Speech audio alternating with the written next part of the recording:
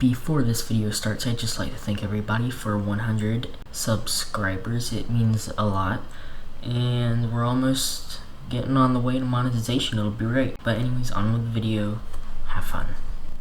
Why do people get rid of good things? It's a good, solid question, because it happens all the time. The one in this video I'm going to be talking about is something that you probably wouldn't expect from this topic, but I'm going to be talking about end labels. Now, this really isn't an issue with disc-based games, since most of the time they have the label of the game on the spine of the case that the game came in.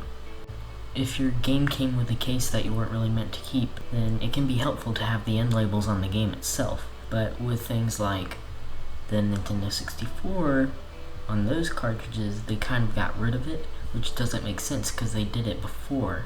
And this happens with other people too, they just get rid of it, which doesn't make sense because they still had cardboard boxes that they came in.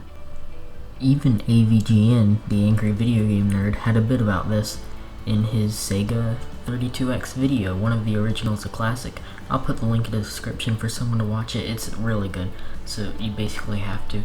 But I'll play a bit where he complains about it, and it's really great. It has all the points, but go watch it so that I don't take away his view, because I don't want to just copy his content, but I'll show it and then watch it.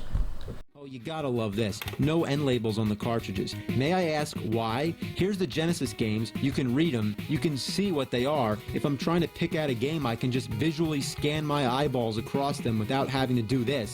Oh, what's this? Oh, Virtua Fighter? What's this? Oh, Star Wars? What's this? Primal Rage? The same thing as Atari. Labeled, not labeled. Labeled, not labeled. Labeled, labeled, and not labeled. Even Nintendo's guilty of the same thing. If you labeled the older games, why can't you do the same to the newer ones? Who came along and said, okay, we're gonna have better graphics, better games, and oh, those end labels gotta go? When did this idea of simple convenience become obsolete?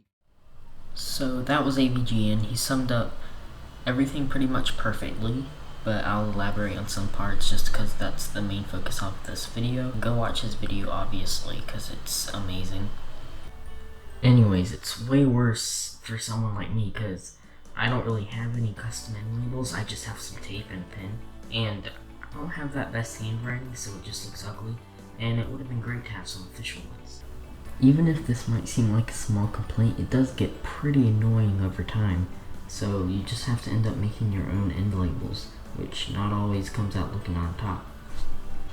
Well, that's the end of the video. There's not really much more to talk about. If you're wondering about the best way to support me, it's about either liking or disliking the video. Disliking helps because it counts as engagement, and my videos will be recommended to more people.